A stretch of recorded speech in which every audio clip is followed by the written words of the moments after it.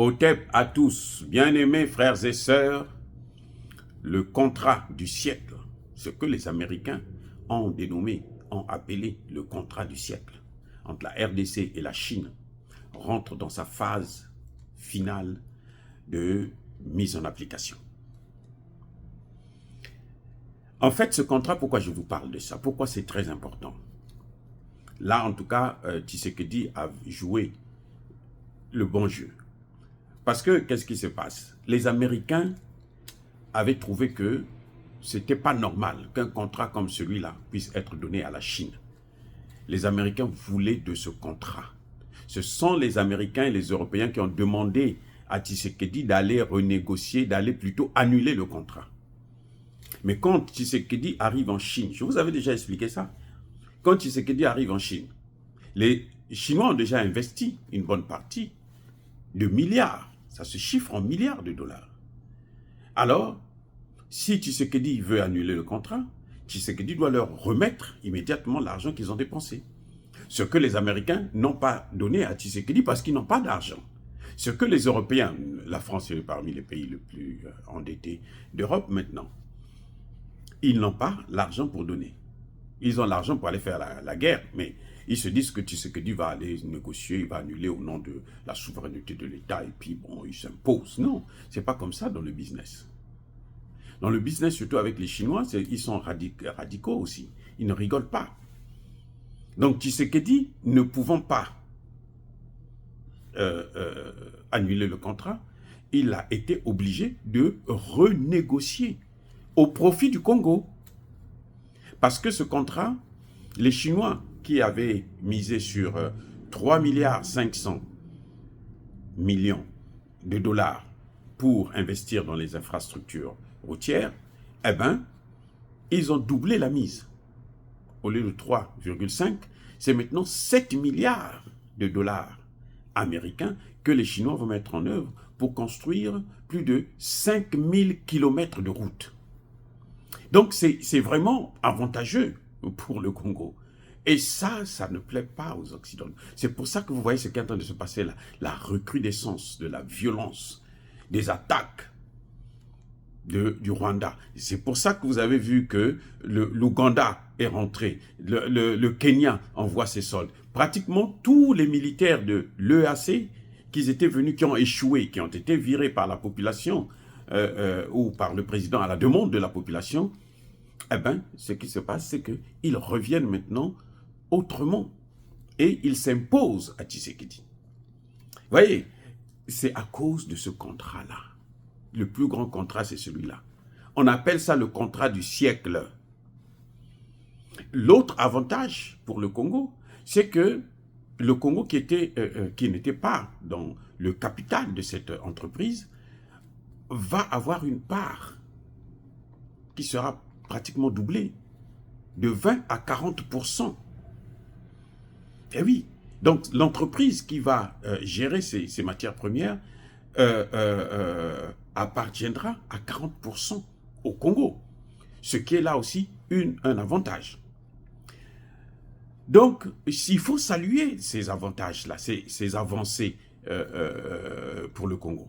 C'est vrai que Tshisekedi n'a pas annulé le contrat comme le demandaient les Occidentaux, et c'est très bien d'ailleurs, parce que quand dans le business, il y a un grand problème, c'est celui de la confiance. Si vos partenaires ne vous font pas confiance, parce que lorsqu'ils viennent investir chez vous, vous annulez les contrats comme ça au nom de la souveraineté de l'État, et vous ne respectez pas la continuité, parce que c'est un contrat qui avait été signé avec Kabila, le fils, en 2008.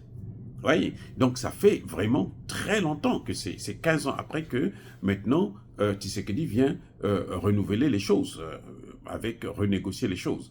Mais ça, c'est pas un contrat comme ce que nous voyons dans certains pays où les Rwandais viennent acheter des terres. Là, la souveraineté de l'État s'appliquera. Parce que le président qui commet cette erreur, eh ben, il se met dans de sales draps.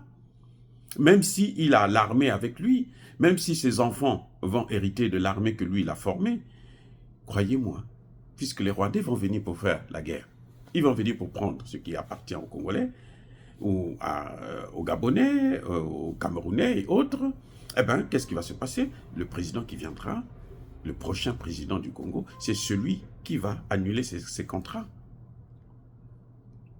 La seule chose que je reproche à Tshisekedi jusqu'alors, c'est le fait que, en tout cas, il ne veut pas signer des accords avec la Russie, comme le demande la population.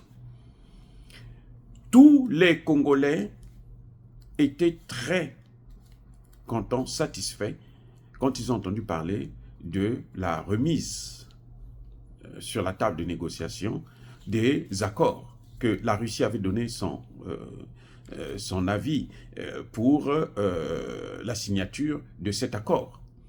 Tous les Congolais étaient contents.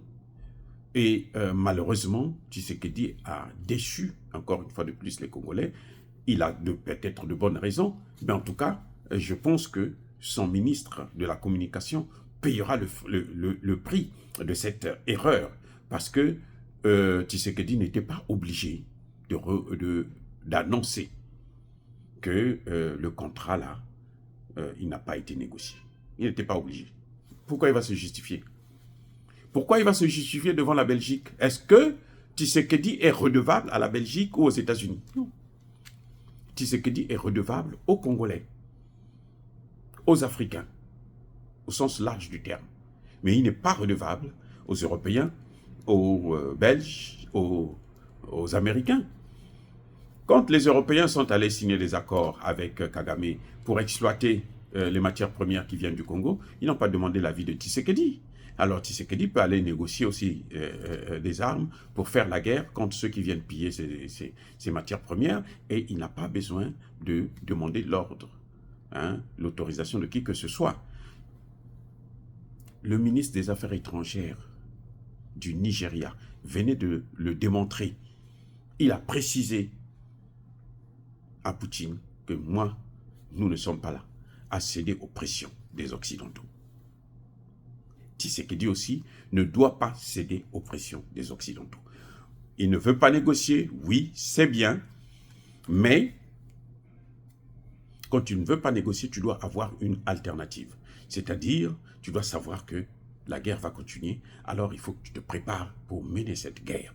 Alors nous demandons que le président congolais puisse, M. Tshisekedi, puisse signer ces accords militaires avec la Russie.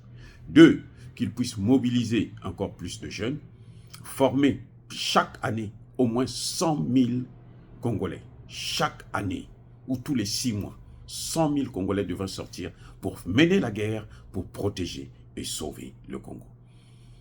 C'est vrai, l'économie n'est pas un domaine qu'il faut négliger, mais l'économie sans la sécurité n'est rien du tout. Parce que lorsqu'il n'y a pas de sécurité, toutes les infrastructures que vous faites là, ils vont détruire ça. Mais oui, il faut les protéger. Qui les protège? C'est l'armée, c'est la police, et il faut les protéger contre les étrangers, les Occidentaux, qui veulent détruire, balkaniser le Congo. Vous voyez comment vous allez construire? C'est vrai, 5000 km de route, mais comment vous allez construire ces routes-là dans le Massissi, qui est occupé par une bonne part, vraiment une bonne partie, ou dans Rutshuru, qui est occupé en grande partie par les Rwandais? C'est pas possible.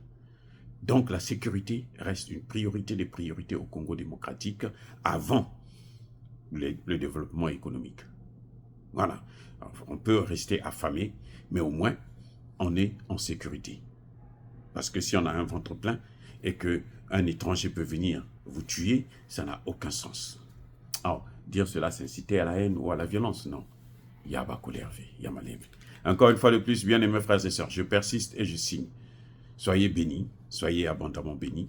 Nous saluons ces accords, nous saluons la finalisation, la signature de cet accord, et nous attendons l'exécution maintenant de ce projet, car le Congo est passé de 3,5 à 7 milliards de dollars pour la construction des routes. C'est une très bonne chose. Alors, maintenant, il faut se concentrer sur les problèmes de sécurité.